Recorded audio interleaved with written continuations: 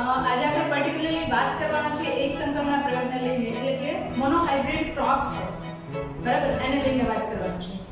હવે સૌથી પહેલા શબ્દ સમજીએ કે મોનોહાઇબ્રિડ એટલે એક સંકરણનો પ્રયોગ શું છે. What is monohybrid cross, right? હવે એક સંકરણનો પ્રયોગ છે એની અંદર પહેલા નામનો મતલબ સમજીએ. અહીંયા એક શબ્દ છે એ જનીનને લઈને દર્શાવીએ છીએ, જીન છે એને લઈને દર્શાવીએ છીએ. જનીનની સંખ્યા કેટલી છે? માત્ર એક જ લીધી છે, બરાબર.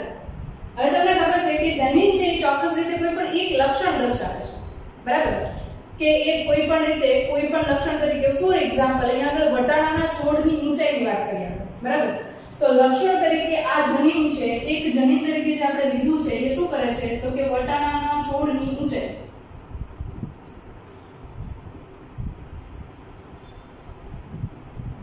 દર્શાવે છે, બરાબર. હવે અહીંયા આગળ જનીન એક છે, પણ જનીન માટે એક જનીન માટે અલીલ્સ કેટલા હોય તો કે એક થી વધારે હોઈ શકે. તો વટાણાના છોડની ઊંચાઈ જે છે એના માટે અહીંયા આગળ જે જનીન છે એ જનીનની અંદર બે અલીલ્સ હાજર છે, એટલે કે અહીંયા આગળ બે વૈકલ્પિક કારકો હાજર છે, બરાબર છે. અહીંયા આગળ બે વૈકલ્પિક અલીલ્સ છે એ તમને હાજર જોવા મળે છે, બરાબર. તો એક જનીન છે પણ એના અલીલ્સ કેટલા છે તો કે લક્ષણ માટે અલીલ્સ છે એ બે છે. એક છે એ ઊંચા છોડ માટે જવાબદાર છે અને બીજા જે છે એ નીચા છોડ માટે જવાબદાર છે, બરાબર. તો આ બે અલીલ્સ છે એ બે અલગ અલગ રીતે પોતાની અભિવ્યક્તિ દર્શાવે છે, બરાબર. હવે પહેલી વાત કે અહીંયા આપણે વાત કરીએ છીએ એક સંકરણનો પ્રયોગ. તો સંકરણની પ્રક્રિયા છે એને પણ ધ્યાનમાં લેવી પડે. આઈ થિંક તમને અલીલ નો કોન્સેપ્ટ ક્લિયર થઈ ગયો છે, રાઈટ? એક જનીન છે એના બે વર્ઝન છે, એટલે કે બે અલીલ છે. એક ઊંચાઈ માટે જવાબદાર છે અને બીજું છે એ નીચાઈ માટે જવાબદાર છે, બરાબર. ઓકે, બીજી વસ્તુ છે અહીંયા આગળ સંકરણ, બરાબર. સામાન્ય રીતે જે પ્રજનનની પ્રક્રિયા વનસ્પતિની અંદર થાય છે એને સંકરણ કહેવાતું નથી, પણ જ્યારે પ્રજનન છે એ બે વનસ્પતિની અંદર પ્રેરિત પ્રકારે થતું હોય ત્યારે એને સંકરણ કહેવામાં આવે છે, બરાબર. આ તમને આઈડિયા આવશે ઓલરેડી, બરાબર. ફોર એક્ઝામ્પલ, મારી પાસે બે છોડ છે, એક ઊંચો છોડ છે અને એક નીચો છોડ છે. એ બંનેની વચ્ચે હું પ્રજનન કરાવું અને પ્રેરિત હોય એ પોતાની રીતે નથી થતું, પણ હું પરાગરજને નીચા છોડમાંથી ઊંચા છોડમાં ટ્રાન્સફર કરું છું, તો એનો મતલબ એવો થયો કે મેં અહીંયા આગળ પ્રેરિત પ્રજનન કર્યું છે. તો એવા પ્રકારે જે પ્રજનન થાય છે, મિશ્રણ થાય છે, એને સંકરણ એટલે કે હાઇબ્રિડાઇઝેશન કહેવામાં આવે છે, બરાબર. ઓબ્વિયસ છે કે અહીંયા આગળ આપણે એક્સપેરિમેન્ટ એટલે કે પ્રયોગ જોઈએ છીએ, તો પ્રયોગ છે એની અંદર ઘણી બધી પ્રક્રિયાઓ છે પ્રેરિત હોય છે, બરાબર. તો સંકરણ અને એક આ બંને શબ્દનો મતલબ આપણને ઓલરેડી ખબર છે, મોનોહાઇબ્રિડ એટલે શું. હવે જ્યારે આખો એક્સપેરિમેન્ટ સમજીએ છીએ તો જે વ્યક્તિ એક્સપેરિમેન્ટ કર્યો તો એને પણ આપણે યાદ કરવા જોઈએ, અને એ વ્યક્તિ તરીકે અહીંયા આગળ છે ગ્રેગર જ્હોન મેન્ડલ, બરાબર. John Gregor Mendel. હવે આ આપણને ઓલરેડી સાયન્ટિસ્ટ યાદ હશે, કાલે મેં તમને લેક્ચરની અંદર કીધેલું છે કે એને આપણે જનીન વિદ્યાના પિતા તરીકે ઓળખીએ છીએ. જનીન વિદ્યાના પિતા એટલે કે ફાધર ઓફ જીનેટિક્સ તરીકે ઓળખવામાં આવે છે, રાઈટ? હવે એક્ઝેક્ટલી જોઈએ ને તો એમના જીવન વિશે થોડીક ચર્ચા કરી લઈએ આપણે કે મેન્ડલ કેવી રીતે લર્ન કર્યા, ક્યાં આગળ સ્ટડી કરતા હતા, કેવી રીતે એને એક્સપેરિમેન્ટ કરવાનું ચાલુ કર્યું, બરાબર. પ્રાથમિક રીતે એ જે એરિયાની અંદર રહેતા હતા ત્યાં જ એમણે શિક્ષણ લીધું. ત્યારબાદ મોટી યુનિવર્સિટીની અંદર એ ટ્રાન્સફર થયા. મોટી યુનિવર્સિટીની અંદર એમને પાછી સ્કોલરશિપ મળી, એટલે સ્કોલરશિપના બેસિસ પર એ થોડા ઘણા પ્રમાણની અંદર ભૌતિક વિજ્ઞાન, રસાયણ વિજ્ઞાન અને ખાસ કરીને વનસ્પતિ શાસ્ત્ર જે છે એમનો અભ્યાસ કરવાનું શરૂ કર્યું. વનસ્પતિ શાસ્ત્રની અંદર પણ ખાસ કરીને વાત કરીએ તો એમણે અભ્યાસની અંદર વનસ્પતિ દેહધર્મ વિદ્યા છે એની અંદર અવલોકન ચાલુ કર્યું, અને અવલોકનની સાથે સાથે એમણે ઘણા બધા પ્રયોગો કરવાનું પણ ચાલુ કર્યું. અને એ પ્રયોગો લગભગ એમણે વટાણાના છોડની અંદર, અને એ વટાણાનો છોડ હતો એ હતો પીસમ અથવા તો પાયસમ સટાયમ,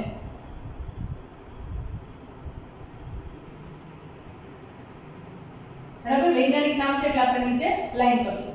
આ એક વટાણાની જાતિ છે, પી પ્લાન્ટની એક સ્પીસીસ છે, બરાબર. એમની અંદર મેન્ડલે લગભગ 7 વર્ષ સુધી પ્રયોગ કર્યો, અને એ સમયગાળો હતો લગભગ 1856 થી લઈને 1863. આ 7 વર્ષનો સમયગાળો હતો જે દરમિયાન એણે પ્રયોગો કર્યા, બરાબર. એમણે એક સંકરણના પ્રયોગ દરમિયાન ધ્યાનમાં લીધું એ શું હતું તો કે છોડની ઊંચાઈ જે હતી એને ધ્યાનમાં લીધી. બરાબર. સૌથી પહેલા તો એ પ્રયોગની શરૂઆત ક્યાંથી કરે છે? તો કે પ્રયોગની શરૂઆત કરે છે તો એ પહેલા જોવે છે કે ઊંચાઈ ધરાવતા છોડ છે, બરાબર, એની વચ્ચે એ સંકરણની પ્રક્રિયા કરાવે છે. જેટલી જનરેશનમાંથી પસાર થાય એટલે કે સંકરણ કર્યું એટલે બીજી જનરેશન તરીકે વટાણા આવશે. એ વટાણાને પાછા એક ખેતરની અંદર ઉગાવશે અને પછી ઊંચાઈની અંદર જોવે તો પાછા બીજી જનરેશનની અંદર પાછું જોવે તો ઊંચાઈની અંદર જોવે તો બધાની ઊંચાઈ કેવી રીતે સરખી. એવી જ રીતે નીચા છોડ હતા એમની અંદર પણ એને આ પ્રક્રિયા જોઈ, કારણ કે વટાણાના છોડની અંદર મોટા ભાગે એક સંકરણ થાય, સ્વફલનની પ્રક્રિયા થાય છે, બરાબર. એક સંકરણ તો નહીં કહીએ, સેલ્ફ ફર્ટિલાઇઝેશન એટલે કે સ્વફલનની પ્રક્રિયા થાય છે, બરાબર. તો વટાણાનો ઊંચો છોડ છે, બરાબર, એની અંદર જો સ્વફલનની પ્રક્રિયા થાય તો એમાંથી જે કંઈ પણ સંતતિ આવી બધી કેવી આવશે? તો કે નીચી ઊંચાઈ ધરાવતા હોય એવા છોડની જ આવશે. એવી જ રીતે ઊંચા છોડ છે એમની અંદર જો સ્વફલનની પ્રક્રિયા થાય, સેલ્ફ ફર્ટિલાઇઝેશન થાય તો એની અંદર પણ ઊંચાઈ માટેના જનીન હતા એ જ વારસાગત રીતે એક પછી એક પેઢીમાં આવતા હશે. પછી મેન્ડલે શું વિચાર્યું? તો કે એના ઉપરથી એમણે એવું વિચાર્યું કે ચલો આપણે એવી ટ્રાય કરીએ કે જેના કારણે ઊંચા છોડની પરાગરજ છે એની સાથે નીચા છોડની પરાગરજનું સંકરણ કરાવવામાં આવે. એટલે કે ઊંચા છોડના જે અંડકોષ હતું એમનું ફલન નીચા છોડની અંદર રહેલી પરાગરજ છે એમના વડે કરાવવામાં આવે. તો આ પ્રક્રિયા જ્યારે મેન્ડલે કરી ત્યારે એમની અંદર એને રિઝલ્ટ મળ્યા. તો એની અંદર પણ પ્રથમ પેઢી છે એની અંદર શું મળ્યું? તો કે પ્રથમ પેઢીની અંદર બધા છોડ છે ઊંચા પ્રકારના હતા, રાઈટ. પાછું એ સંતતિ છે એમની અંદર એ સ્વફલન કરે. હવે આવું એને કેટલી બધી જનરેશન સુધી એક્ઝેક્ટ સ્ટાર્ટ જ રાખ્યો, બરાબર. અને એના અંતે જ્યારે થર્ડ જનરેશન જોવે છે, ત્રીજી પેઢી જોવે છે ત્યારે એમને અમુક છોડ છે ઊંચા મળે છે અને અમુક છોડ છે નીચા મળે છે. પછી એ શું કરે છે? તો કે સ્ટેટિસ્ટિકલ એનાલિસિસ એટલે કે આંકડાકીય ગાણિતિક માહિતી છે એને સંચય કરવાનું ચાલુ કરે છે, બરાબર. તો આ પ્રાઇમરી બેઝ ઉપર માહિતી છે જેને આપણે ડિટેલમાં લર્ન કરવાનું હોય છે.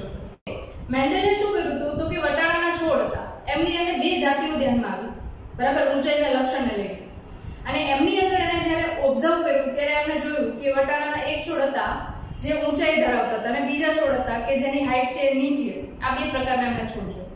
હવે પહેલી વાર શું કર્યું તો કે જે ઊંચાઈ ધરાવતા છોડ હતા એમની અંદર સ્વફલનની પ્રક્રિયા સતત ચાલુ રાખી. કારણ કે મોટા ભાગે તમે વટાણામાં જુઓ ને તો દ્વિલિંગી પુષ્પો છે, બરાબર. એટલે એક જ પુષ્પની અંદર સ્ત્રી કેસર અને પુંકેસર બંને હાજર હોય તો એમની અંદર સ્વફલનની પ્રક્રિયા થવાની છે, બરાબર.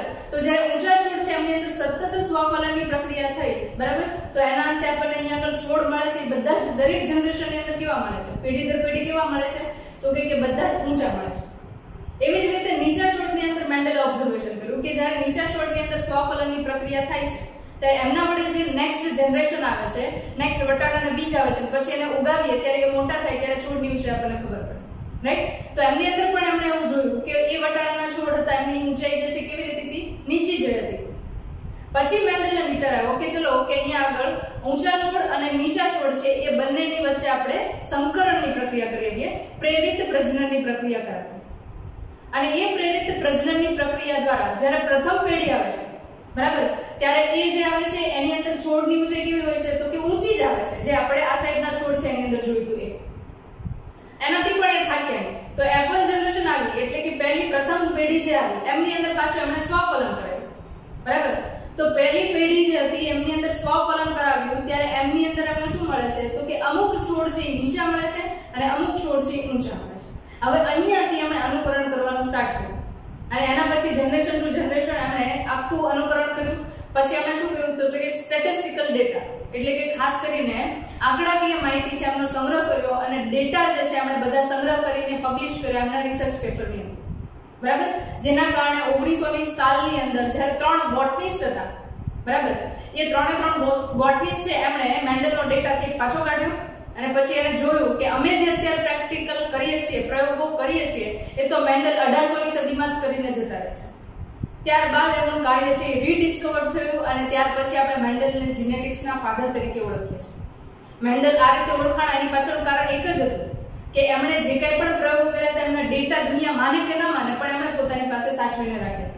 જ્યારે શોધખોળ થઈ ત્યારે પાછા એ ડેટા છે એ દુનિયાની નજરમાં, રાઈટ. અને આજે આપણે જે સિલેબસના ફોર્મની અંદર ભણીએ છીએ એ 1800ની સાલની અંદર જે વૈજ્ઞાનિક કાર્ય કરીને જતા રહ્યા છે એનું એનાલિસિસ જોયું છે.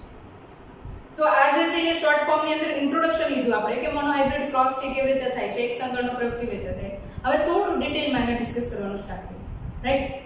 બે પ્રકારના છોડ કયા? તો કે ઊંચાઈ અને નીચાઈ. આ બંને પ્રકારના છોડ છે એની અંદર પ્રયોગો ચાલુ.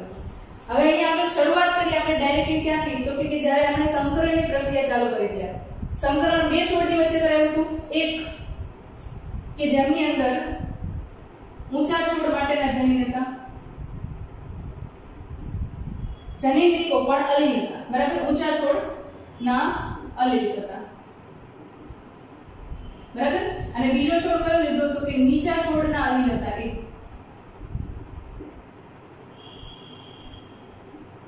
બરાબર હવે ઓલી થિયરી તમને યાદ હશે કે એક રંગસૂત્ર હોય બરાબર એની જોડી હોય અને જોડીમાં દરેક રંગસૂત્ર ઉપર સમાન લોકસ પર જનીન છે એ હાજર હોય છે બરાબર એનો મતલબ એવો થયો કે અહીંયા આગળ જો હું વટાણા છોડની અંદર રહેલા રંગસૂત્રોને લઉં બરાબર આ એના એક જોડીમાં રહેલા રંગસૂત્રો છે બરાબર અને અહીંયા આગળ નીચા છોડ માટે પણ રંગસૂત્ર પર રહેલા જનીનો છે એને આપણે દર્શાવીએ છીએ લક્ષણ કયું છે જનીન કયું છે એક જ છે ઊંચાઈ માટેનું બધા ઉપર જનીન છે ક્યાં આગળ હાજર છે તો કે સમાન લોકસ ઉપર હાજર છે એટલે ધારો કે અહીંયા આગળ આ જનીન છે અહીંયા આગળ હાજર છે અને નીચા છોડ માટેનું અલીલ જે છે એ અલગ છે એટલે એ જનીન છે એ પણ સમાન લોકસ પર જ છે પણ અલીલ છે એ કેવું છે તો એ અલીલ છે એ અલગ છે ઓકે અહીંયા આગળ જ્યારે હું ઊંચા છોડના અલીલ છે ત્યારે મેન્ડલે શું કર્યું તો કે સરળતા ખાતર દર્શાવવા માટે આપણે સિમ્બોલની લેંગ્વેજ આપી દીધી બરાબર સિગ્નેચર આપી દીધી એક સાઇન આપી દીધી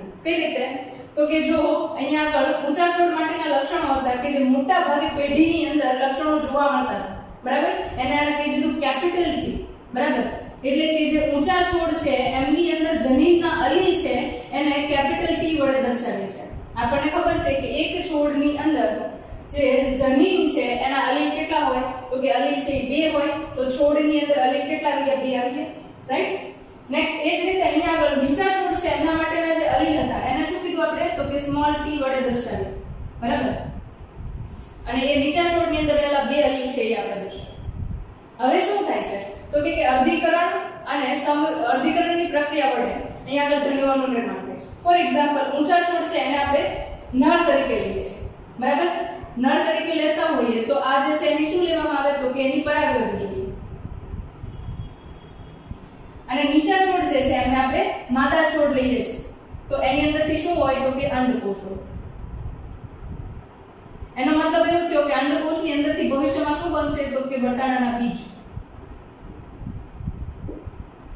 બરાબર એ આપણને અંડકોષ વાળા છોડની અંદરથી લેવામાં આવશે હવે અહીંયા આગળ સંકરણની પ્રક્રિયા કરાવવાની છે તો એના માટે અહીંયા આગળ પ્રક્રિયા છે જોઈ લઈએ આપણે તમને યાદ હશે ચેપ્ટર નંબર 2 ની અંદર તમે સંકરણની પ્રક્રિયા જોઈ ગયા છે એની અંદર ઇમેસ્ક્યુલેશન અને બેગિંગની પ્રક્રિયા એટલે કે વંધ્યીકરણ અને કોથળી ચડાવવાની પ્રક્રિયા છે એ તમે જોઈ હશે રાઈટ અહીંયા નીચા છોડ જે છે બરાબર એની અંદર જે પુષ્પ છે રાઈટ આ ધારો કે એના દલપત્ર છે અને દલપત્ર છે તમને કીધું એ મુજબ કે અહીંયા પુષ્પ છે કેવું હતું તો કે દ્વિલિંગી પુષ્પ હતું આ એનું સ્ત્રી કેસર છે બરાબર અને અહીંયા આગળ એનું પુંકેસર હાજર છે હજી આ પુષ્પ જે છે એ કઈ અવસ્થામાં છે તો કે કલિકા અવસ્થામાં છે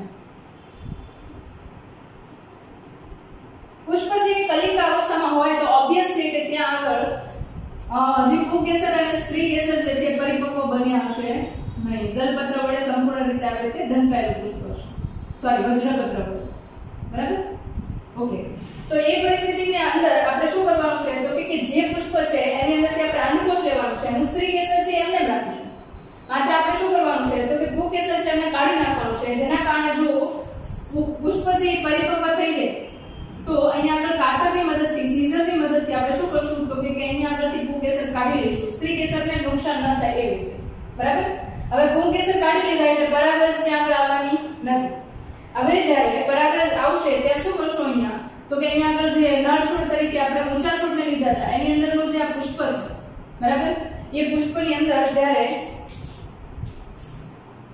પરિપક્વતા આવે છે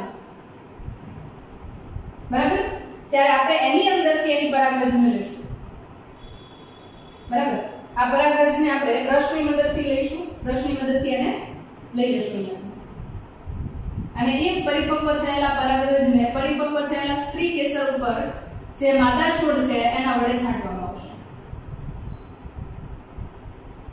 બરાબર એટલે અહીંયા આગળ પરફલનની પ્રક્રિયા વડે જે અંડકોષ બીજાશયની અંદર હતો એના ફલનની પ્રક્રિયા થઈ અને આ પ્રેરિત પ્રકારનું પ્રજનન છે અને આપણે શું કહીએ છીએ તો કે એને આપણે કહીએ છીએ સંકરણ. બરાબર. આની અંદર શું કર્યું આપણે તો કે પહેલા પરાગરજ છે એ પુંકેસરની અંદર ઉત્પન્ન થતી હતી, એ પુંકેસરને આપણે કાપી દીધા, જેના કારણે પરિપક્વ થઈને સ્વફલનની પ્રક્રિયા ન કરી નાખી. બરાબર. હવે શું કર્યું તો કે જે માદા છોડની અંદર પરાગરજ લાવવાની હતી એ નર છોડના પુષ્પમાંથી પરાગરજ લાવીને આપણે એને કલિકા અવસ્થામાં જે પરાગરજ છે એ સ્ત્રી કેસર પરિપક્વ બને એના પછી એના પર છાંટી દીધી. હવે એ પ્રક્રિયા છે એની પર પાછી આપણે કોથળી ચડાવી દઈએ છીએ પુષ્પની પર, જેના કારણે બહારથી આવીને કોઈ પણ બીજી પરાગરજ છે એ પરિપક્વ ન કરે અથવા તો ફલનની પ્રક્રિયા ન કરે.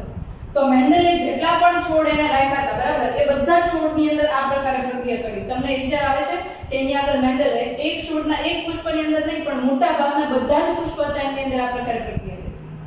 અથવા તો ધારો કે એક જ પુષ્પ ઉપર કરી છે તો આની અંદરથી આવતી વટાણા જે છે એમને આખા અલગ રાખવા પડે, બીજ બની જાય પછી એમને અલગ જગ્યા ઉપર ઉગાવવા પડે. એટલે તમે ખાસા પ્રમાણની અંદર વિચારી શકો કે આ પ્રયોગો છે એમણે કર્યા હશે તે ઘણી બધી મહેનત લાગી છે, એફર્ટ એમના ઘણા બધા છે. બરાબર. ખાલી એક જ મિસ્ટેક થાય કે એના જ પુષ્પની પરાગરજ છે એના વડે પ્રજનન કરાવી દેવામાં આવે તો કેટલી મોટી મિસ્ટેક થઈ શકે આપણે સમજીશું, રાઈટ? પણ અહીંયા આગળ મેન્ડલ જે છે એમણે ખૂબ સચોટતાથી કાર્ય કર્યું, જેના કારણે એમના રિઝલ્ટ છે એ સાચા આવ્યા. એટલા માટે જ એમણે જનીન વિદ્યાનો પિતા કર્યો છે, રાઈટ? હવે જ્યારે આ પ્રકારે પ્રજનન થયું છે, રાઈટ, ત્યારે અહીંયા આગળ પહેલા અર્ધીકરણની પ્રક્રિયા આપણે શું થયું હશે તો કે જન્યુ બન્યા હશે, પરાગરજ બની હશે. તો આપણે ખાલી એક જ જનીનને ધ્યાનમાં લઈએ છીએ તો જન્યુ તરીકે જે પરાગરજ બને છે એ અર્ધીકરણ નામથી કેટલા જન્યુઓ બને તો કે અહીંયા આગળ એક લક્ષણ છે એટલે ટોટલ આપણે બે પરાગરજ છે એ બનાવીએ. આમ તો બનશે 4 પણ બધી સમાન જ છે, આપણે એને વધારે દર્શાવવાની જરૂર નથી. એટલે પરાગરજ છે એ અહીંયા આગળ બને, રાઈટ? અને અંડકોષ છે એમની અંદર કયા જનીન હાજર હશે તો કે અંડકોષ જે છે એમની અંદર સ્મોલ ટી પ્રકારના જનીન છે, બધા જ પ્રકારના અંડકોષની અંદર હાજર હશે. હવે અહીંયા આગળ પરાગનયનની પ્રક્રિયા થઈ ગઈ એટલે ફલનની પ્રક્રિયા થશે. ફલનની પ્રક્રિયા થશે એટલે અહીંયા આગળ આ સંતતિઓ છે એમની અંદર જનીનો છે એ પાછા એકબીજાની સાથે રંગસૂત્ર સ્વરૂપે જોડાશે, રાઈટ? તો અહીંયા આગળ આપણે પ્રજનનની પ્રક્રિયા કરાવીએ તો સંભાવના અહીંયા આગળ ખાસ છે, રાઈટ? તો પહેલા આ જે છે એની સાથે આ આવવાની સંભાવના છે, બરાબર? એ જ રીતે આની સાથે આ આવવાની સંભાવના છે, એ જ રીતે આની સાથે આ ટી આવવાની સંભાવના છે અને એ જ રીતે આની સાથે આ સંભાવના છે, બરાબર? તો અહીંયા આગળ તમે લાક્ષણિક રીતે જુઓ તો બધાની અંદર કેપિટલ ટી છે, હા છે, બરાબર? ઈઝીલી થોડું આપણો ટાઈમ બચે એટલા માટે આ રીતે લખું છું, બાકી આ રીતે લખવું નહીં જોઈએ, બરાબર? અને એની સાથે સ્મોલ ટી બધામાં છે, રાઈટ? તો આ પ્રકારનું મિશ્ર જનીન બંધારણ છે એ આપણને મળે છે જ્યારે F1 પેઢી જોઈએ છે ત્યારે. F1 છે અહીંયા આગળ છે આ મળે છે, બરાબર? આ પહેલા જે લીધા છોડ એને શું કહીએ છીએ આપણે તો એને કહીએ છીએ આપણે પિતૃ પેઢી, બરાબર? એમાંથી જે સંતતિ આવે છે એને આપણે કહીએ છીએ F1 પિતૃ પેઢી, એક ફિલિયલ 1, બરાબર? F1 જે છે એ મળે છે. કેટલા મળે આપણને ટોટલ F1 માં તો કે 4 છોડ મળે છે, 4 બીજ મળે છે, બરાબર? એ 4 બીજ જે છે એને આપણે વાવીએ છીએ, પાછો એની છોડની હાઈટ જોઈએ છે તો હાઈટ છે એ બધાની કેવી મળે છે તો કે બધા જે છે એ ઊંચાઈમાં વધારે હોય છે એટલે કે ઊંચા છોડ પ્રાપ્ત થાય છે,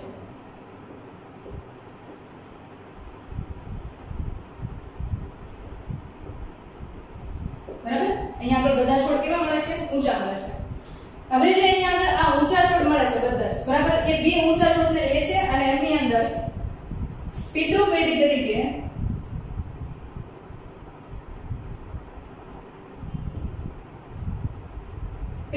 તરીકે એ F1 જનરેશન છે એમાંથી જ બે છોડને પસંદ કરે છે, રાઈટ? તો બે છોડને પસંદ કરે છે. હું ડાયરેક્ટલી અહીંયા આગળ શું લખું છું તો કે ડાયરેક્ટલી અહીંયા આગળ હું એમનું જનીન બંધારણ જ લખું છું, capital T sorry small T અને અહીંયા આગળ કેપિટલ ટી, રાઈટ? એટલે પિતૃ પેઢી કઈ થઈ બે થઈ.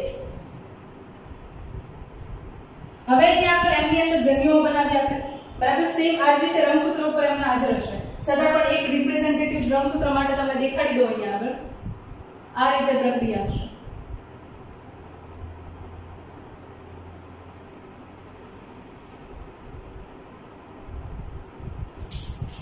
ઓકે, અહીંયા આગળ કેપિટલ ટી એક રંગસૂત્ર ઉપર, બીજા રંગસૂત્ર ઉપર કેપિટલ ટી, અહીંયા આગળ એક રંગસૂત્ર ઉપર સ્મોલ ટી, એક રંગસૂત્ર ઉપર સ્મોલ, બરાબર? અહીંયા આપણે આ કોમ્બિનેશન શા માટે બન્યું? કોમ્બિનેશન બનવાની પાછળનું એક જ કારણ છે, કારણ કે એક અહીંયા જુઓ તો રંગસૂત્ર કેવા થઈ ગયા? n થઈ ગયા. આ પણ કેવા થઈ ગયા? n થઈ ગયા. એટલે જન્યુઓની અંદર હંમેશા n જાય છે. પછી જ્યારે ફલિતાંશ સ્વરૂપે ભેગા થાય છે ત્યારે 2n થઈ જશે. જુઓ તમે 2n, રાઈટ? બે રંગસૂત્ર આવી ગયા અને બે જનીનો આવી ગયા, રાઈટ?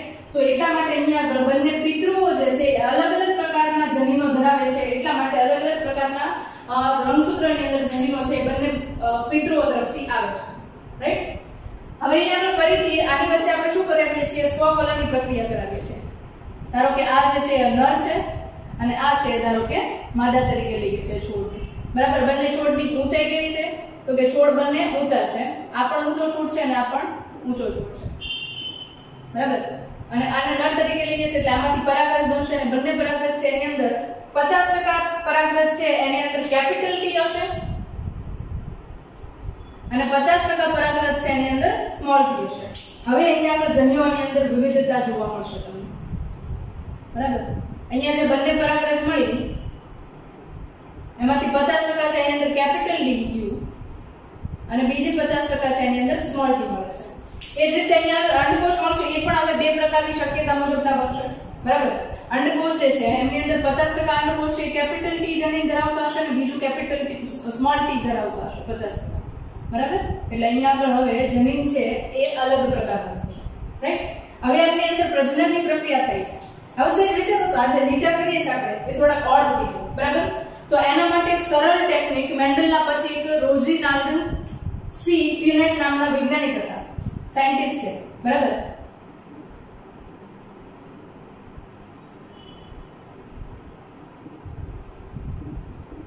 એમણે એક પદ્ધતિ આપી જેને આપણે પ્યુનેટ સ્ક્વેર કહીએ છીએ.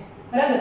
એટલે આપણે શું કરીએ છીએ તો કે સ્ક્વેર ની અંદર જન્યુઓ મૂકી દઈએ છીએ જેના કારણે લાઇનિંગ કરવામાં અને દેખાવમાં ઓડ ન લાગે અને આપણને સમજવામાં સરળ રહે. બરાબર? તો રોઝિનાલ્ડ સી પ્યુનેટ જે છે એમણે શું કર્યું તો કે અહીંયા આગળ એમણે પ્યુનેટ સ્ક્વેર બનાવી દીધું જેની અંદર એક તરફ નર જન્યુઓ બીજી તરફ માદા જન્યુઓ અને વચ્ચેની જગ્યા જે છે એની અંદર સંતતિ છે એ દર્શાવી શકે, રાઈટ? બરાબર? અહીંયા આગળ કેટલા જન્યુઓ મૂકવાના છે તો કે બે આપણે માદા નર તરફથી અને બે છે એ માદા તરફથી મૂકવાના છે. સોરી અહીંયા, રાઈટ? સિમ્બોલ ઇન્ડિકેટ કરી દઈએ. આ જન્યુઓ છે આ રો ની અંદર કયા આવશે તો કે ત્યાં આગળ માદા જન્યુઓ આવશે અને આ કોલમ ની અંદર કયા આવશે એટલે કે અહીંયા આગળ નર જન્યુઓ આવશે, રાઈટ? તો બંનેના જન્યુઓ લખી દઈએ. માદાના જન્યુઓની અંદર એક અંડકોષ કેપિટલ T વાળો હતો, નર ની અંદર પરાગરજ ની અંદર તો કે એ કેપિટલ T વાળો હતો. બીજો અહીંયા આગળ તો કે અહીંયા આગળ સ્મોલ t વાળો હતો અને અહીંયા આગળ સ્મોલ t વાળો હતો. આ જન્યુઓ છે મેં અહીંયા દેખાડી. હવે તમને ઈઝીલી સમજાઈ જશે. અહીંયા આગળ તમે આ લાઈન ની અંદર ક્રોસ મૂકો તો કેપિટલ T આ લાઈન ની અંદર બધે આવશે, રાઈટ? એ જ રીતે આ લાઈન ની અંદર કેપિટલ T એક આવી ગયું, બીજો કેપિટલ T આ તરફથી આવશે, અહીંયા આગળ આ રીતે થઈ ગયું, રાઈટ? નેક્સ્ટ એના પછી જોઈએ તો એમાં સ્મોલ t છે આ લાઈન માંથી અહીંયા પણ આવશે અને અહીંયા પણ આવશે. સ્મોલ t અહીંયાથી અહીંયા પણ આવશે અને અહીંયા પણ આવશે, રાઈટ? તો અહીંયા આગળ કલર ને લઈને થોડું ડિમાર્કેશન રહે તો આપણને ઈઝીલી હાઇલાઇટ થાય એટલા માટે કલર થી ડિફરન્શિએટ કર્યું છે. હવે અહીંયા આગળ તમે આ છોડને જુઓ તો એ ઊંચો હશે, આ છોડને જુઓ તો એ પણ ઊંચો છે, આ છોડને જુઓ તો એ પણ ઊંચો છે અને આ છોડ જ્યારે તમે જુઓ છો તો એ છોડ છે કેવા છે? નીચા છોડ છે. બરાબર? તો અહીંયા ચાર ને લઈને આપણે પ્રમાણ દર્શાવીએ તો પ્રમાણ કેવી રીતે થશે તો કે ત્રણ છોડ છે.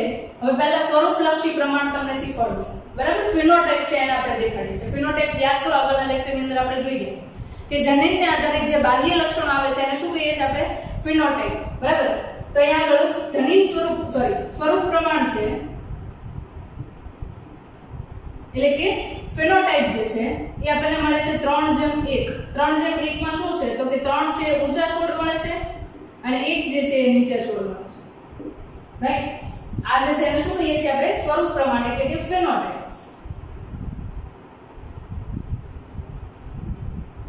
રાઈટ? બીજું જે આની અંદર આવે છે એને આપણે કહીએ છીએ જીનોટાઇપ. શું કહીશું એને? જીનોટાઇપ.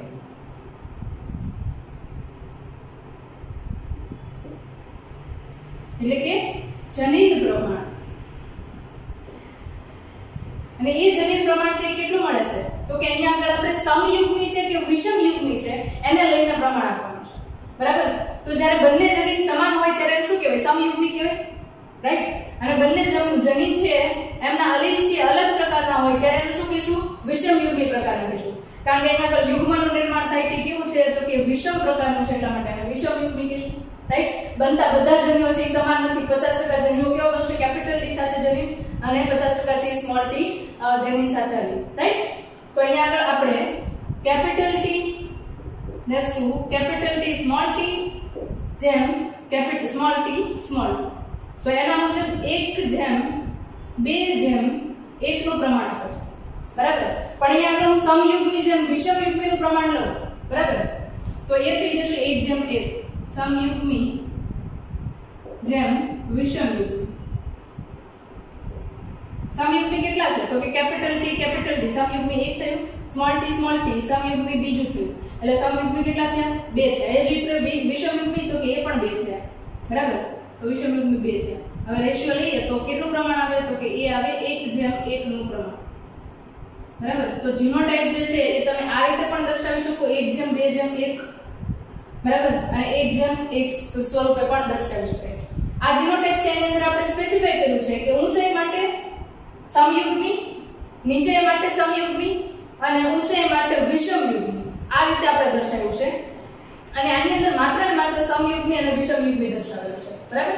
તો આ બે રીતે તમે જીનોટાઇપ છે એને દેખાડી શકો છો. ઓબ્વિયસ છે કે આ જીનોટાઇપ છે એના પર વધારે ફોકસ કરવું. એક્ઝામ ને અંદર ક્વેશ્ચન કેવી રીતે પૂછે છે એના આગળ આપણે જોઈશું. બરાબર?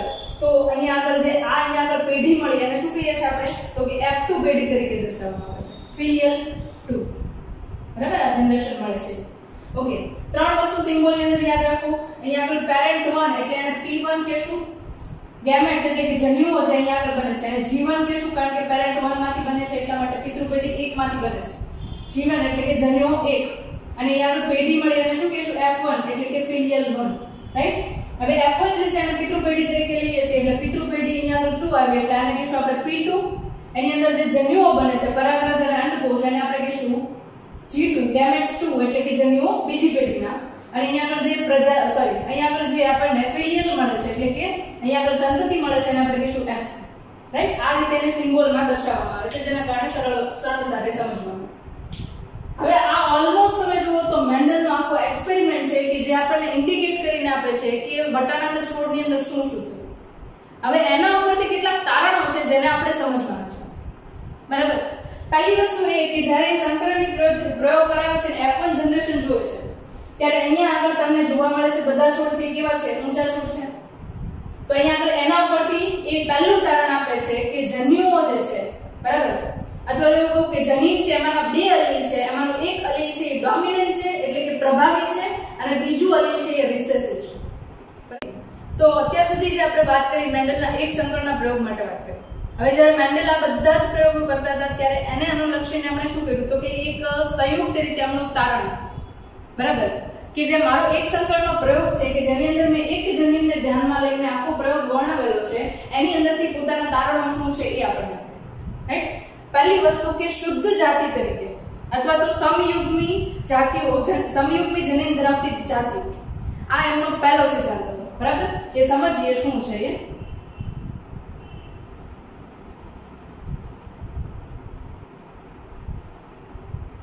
સમયુગ્મી અથવા તો કહું શુદ્ધ જાતિ કોને કહેવાય?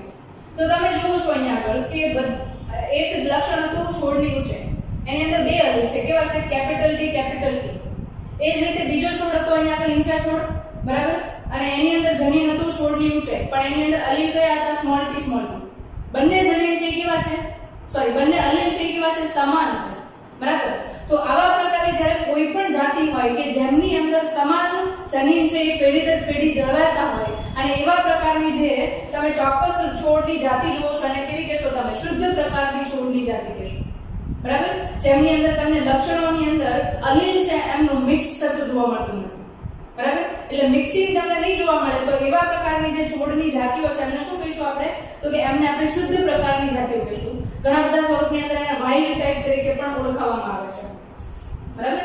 એમને વાઇલ્ડ ટાઇપ તરીકે પણ ઓળખવામાં આવે છે કે જેની અંદર ક્યારેય પણ મિશ્રણની પ્રક્રિયા થઈ નથી, એમના જન્યુઓ છે બિલકુલ અલગ છે, રાઈટ. આ પ્રકારની પ્રક્રિયા જોવા મળે છે. પહેલું તારણ હતું મેન્ડલનું. બીજું તો અહીંયા આપણે પ્રભાવી અને પ્રચ્છન્ન. અત્યારે તો આપણે ઈઝીલી સમજી જઈએ છીએ કે ડોમિનન્ટ અને રિસેસિવ એટલે કે પ્રભાવી અને પ્રચ્છન્ન કોને કહેવાય. જે બીજાના લક્ષણને દબાવે એને પ્રભાવી કહીએ અને જે દબાઈ છે પોતે જે અલીલ એને આપણે પ્રચ્છન્ન કહીએ છીએ. રાઈટ? તો અહીંયા પર તમે જુઓ તો F1 જનરેશન જ્યારે આવે છે ત્યારે એનું તારણ છે આપણને ખુલીને સામે દેખાય છે. બરાબર? એમણે શું જોયું તો કે અહીંયા આગળ બંને પ્રકારના જન્યુઓ મિક્સ થયા, કેપિટલ T ની સાથે સ્મોલ t, પણ પોતાના લક્ષણની અભિવ્યક્તિ કોણે કરી તો કે કેપિટલ T જનીન હતો એને જ લક્ષણની અભિવ્યક્તિ કરી, એટલા માટે છોડ છે કેવા બન્યા તો કે ઊંચા. બરાબર છે? જ્યારે ત્રીજી જનરેશન સેકન્ડ જનરેશન ની અંદર F2 ની અંદર જોઈએ છે ત્યારે અમુક છોડ છે નીચા મળ્યા અને અમુક છોડ છે ઊંચા મળ્યા. ત્યારે એમના ઉપરથી આપણે તારણ આપ્યું કે અહીંયા આગળ કેપિટલ T જનીન જે છે કેવું છે તો કે એ પ્રભાવી છે અને એમને સિમ્બોલિક લેંગ્વેજ ની અંદર કેપિટલ લેટર ની અંદર દેખાડી છે. એટલે કે જનીનની અંદર રહેલા બે અલીલ છે એમાંનું જે પ્રભાવી અલીલ છે બરાબર એ પોતાનું લક્ષણ અભિવ્યક્ત કરે છે અને એ લક્ષણ જે છે એને આપણે કેપિટલ T સ્વરૂપે દેખાડીશું. એટલે પ્રભાવી જનીનને દેખાડવા માટે કયો સિમ્બોલ લઈએ છીએ આપણે તો કે કેપિટલ લઈએ છીએ અને જે લક્ષણ પોતે પ્રભાવી અલીલની હાજરીમાં અભિવ્યક્ત નથી થતું એટલે કે સ્મોલ t બરાબર એને આપણે સ્મોલ લેટર્સ ની અંદર દર્શાવીશું અને એને આપણે કહીશું પ્રચ્છન્ન જનીન પ્રચ્છન્ન અલીલ એટલે કે રિસેસિવ અલીલ તરીકે ઓળખવામાં આવે છે. રાઈટ? ત્રીજું એનું હતું સ્વરૂપલક્ષી અભિગમ. હવે અહીંયા આપણે સ્વરૂપલક્ષી અભિગમ જુઓ તો બધી પેઢીની અંદર અલગ અલગ દેખાય છે. અહીંયા F1 નું જે રિઝલ્ટ આવે છે એની અંદર એને શું દેખાય છે તો કે એની અંદર બધા છોડ છે ઊંચા દેખાય છે, તો એના ઉપરથી એને થોટ પ્રોસેસ ચાલુ કરી. એવી જ રીતે F2 ની અંદર જોઈએ છે તો પાછું રિઝલ્ટ છે તે એક અલગ પ્રકારનું મળે છે. બરાબર? તો એમના આધારે એમણે સ્વરૂપલક્ષી પ્રમાણ જે છે એનું અનુકરણ કરવાનું ચાલુ કર્યું અને એના અંતે એ અમુક તારણ ઉપર આવે છે અને અહીંયા આગળ અલીલ જે છે એમને લઈને અલગીકરણની પ્રક્રિયા સમજાવે છે. બરાબર છે? આમ જોઈએ તો આના બેઝ ઉપર કોણ છે તો કે વ્યતિકરણની પ્રક્રિયા છે જે તમને પરાગરજ અને અંડકોષના નિર્માણ સમયે ક્રોસિંગ ઓવરની પ્રક્રિયા જોવા મળે છે. વ્યતિકરણની પ્રક્રિયા જોવા મળે છે કે જેની અંદર એક જનીનનો ટુકડો બીજા રંગસૂત્ર સાથે અદલાબદલી થાય છે. બરાબર? એ તમને બીજાની અંદર જોવા મળે છે. બરાબર? એ હજી આમ નહીં સમજે આપણે દ્વિસંગરનો પ્રયોગ લઈએ. બરાબર? એની અંદર વધારે ક્લિયર થશે. બરાબર? તો એ બેઝ છે એ પણ આની અંદર હોઈ શકે. બરાબર? પણ અહીંયા આગળ જો ક્રોસિંગ ઓવર થાય આ જનીનનો ટુકડો આની સાથે બદલાય, આ ટુકડો છે આની સાથે બદલાય તો પણ કઈ ફેર નહીં પડે કારણ કે બંને સમાન પ્રકારના છે. અહીંયા આગળ પણ વ્યતિકરણ થયું છે. બરાબર? પણ અહીંયા કોઈ ફેર પડતો નથી કારણ કે બંને અલીલ છે કેવા છે સમાન પ્રકારના છે એટલે ત્યાં આગળ વ્યતિકરણ થાય તો આપણને રિઝલ્ટ ની અંદર દેખાશે. બરાબર? સમાન રીતે અલીલનું અલગીકરણ એ પણ એક અહીંયા આગળ એનું ઉદાહરણ છે. તમે જુઓ છો કે અહીંયા આગળ બે અલીલ હતા. બરાબર? તો બંને જન્યુઓ છે એની અંદર સમાન રીતે વહેંચે છે. એકની અંદર વધારે જાય એકની અંદર ઓછું જાય એવું કઈ છે નહીં. બંને જનીન છે એ જન્યુઓ સ્વરૂપે વહેંચાય છે. બરાબર? નરજન્યુ તરીકે પરાગરજ ની અંદર રહેલા નરજન્યુની અંદર જ્યારે વહેંચણી થાય છે ત્યારે પણ એ સમાન રીતે વહેંચાય છે અને માદાની અંદર અંડકોષ છે એમની અંદરથી જ્યારે વહેંચણી થાય છે ત્યારે પણ સમાન રીતે થાય છે. તો એ બંને તારણો છે એના ઉપરથી પાછું એવું પણ કહે છે કે જ્યારે જન્યુઓ છે બંને ભેગા થાય અને ફલિતાંડની સંરચના કરે છે ત્યારે ફલિતાંડની અંદર બંને સમાન રીતે મિક્સ થાય છે. બરાબર? આ પણ એનું એક તારણ છે. એના પછીનું તારણ જોઈએ તો મેન્ડલના તારણોનું નિયમમાં અલગીકરણ કરવું અથવા તો નિયમની અંદર આપણે એને રૂપાંતરિત કરીએ છીએ. એટલે મેન્ડલનો જે એક સંકરણનો પ્રયોગ હતો ને એના ઉપરથી આપણે એના બે નિયમો આપીએ છીએ. પહેલો નિયમ જે છે એને આપણે કહીએ છીએ પ્રભુતાનો નિયમ, લો ઓફ ડોમિનન્સ,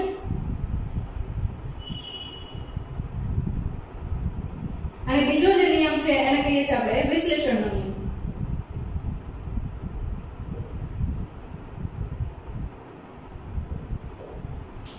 પ્રભુતાનો નિયમ અને વિશ્લેષણનો નિયમ આ પણ સાથે સાથે આપણે સમજીએ. ઓકે, પ્રભુતાનો નિયમ જે છે એ શું દેખાડે છે તો કે અહીંયા આગળ જ્યાં સુધી પ્રભાવી જનીન હાજર હશે ત્યાં સુધી પ્રચ્છન્ન જનીન છે પોતાનું લક્ષણ અભિવ્યક્ત કરી શકશે નહીં. બરાબર? તો એ જે છે પ્રભુતાનો નિયમ હતો જે ઓલરેડી આપણને પ્રભાવી અને પ્રચ્છન્ન જનીન સ્વરૂપે મેન્ડલે દર્શાવ્યો હતો જેને પાછળથી આપણે નિયમ તરીકે ભણ્યું છે. બીજી વસ્તુ અહીંયા આગળ વિશ્લેષણનો નિયમ છે એના માટે વાત કરીએ. અહીંયા આગળ તમે જોયું કે એક રંગસૂત્રની જોડ છે એના ઉપર બે અલગ અલગ અલીલ આવેલા છે સમાન લોકસ પર રહેલા જનીનના. બરાબર? તો બંને છે એ જ્યારે બંને છે એ કોષ વિભાજનની પ્રક્રિયા થાય છે ત્યારે સમાન રીતે જન્યુઓની અંદર વહેંચણી પામે છે. બરાબર? તો એ સમાન રીતે જન્યુઓની અંદર જે વહેંચણીની પ્રક્રિયા છે એને આપણે કહીએ છીએ વિશ્લેષણનો નિયમ. રાઈટ? તો આ રીતે મેન્ડલ જે છે એમણે એક સંકરણનો પ્રયોગ અને એના આધારે બે નિયમો આપ્યા, એક પ્રભુતાનો નિયમ અને વિશ્લેષણનો નિયમ. બરાબર. મારા તરફથી મેં તમને એક સંકલનનો પ્રયોગ અને મેન્ડલના તારણો છે એ સમજાવવાની ટ્રાય કરી છે. પણ તમને જો કંઈ ડાઉટ રહી જાય તો તમે કમેન્ટ્સ બોક્સમાં કમેન્ટ કરી શકો છો. હું ટ્રાય કરીશ કે તમારા કમેન્ટ્સના આન્સર આપી શકું. ઓકે, બટ એક રિક્વેસ્ટ છે કે તમે લોકો ખાસ આના જે એક્ઝામ્પલ્સ છે એને પ્રેક્ટિસ કરો. જો તમારા તરફથી સોલ્વ નથી થતા તો તમે કમેન્ટ્સ બોક્સની અંદર એ મને કમેન્ટ કરી શકો છો. ઓકે, હે ગાઈસ, હું છું હિરલ જીવાણી અને તમે મને YouTube ચેનલ પર જોઈ રહ્યા છો as a biology subject teacher. જો તમે વિડીયો જોઈને તમારા કોન્સેપ્ટ ક્લિયર કરી શકતા હોય તો પ્લીઝ યુટ્યુબના આ વિડીયોને તમે લાઈક જરૂર કરજો. અને જો કોન્સેપ્ટ ક્લિયર થતા હોય તો તમે ડિફરન્ટ ટાઈપની competitive exam, for example GUJCET છે, નીટ છે, NDA છે, એના માટે પ્રિપરેશન કરતા હોય તો તમને હેલ્પફુલ થશે. જે રીતે તમને હેલ્પફુલ થાય છે એ રીતે આ વિડીયો તમે તમારા ફ્રેન્ડ્સની સાથે પણ શેર કરી શકો છો, જેના કારણે એ લોકો પણ એના વિડીયોને જોઈને કોન્સેપ્ટ ક્લિયર કરી શકે. Right? So stay tune, stay happy with happy learning. Bye bye and take care.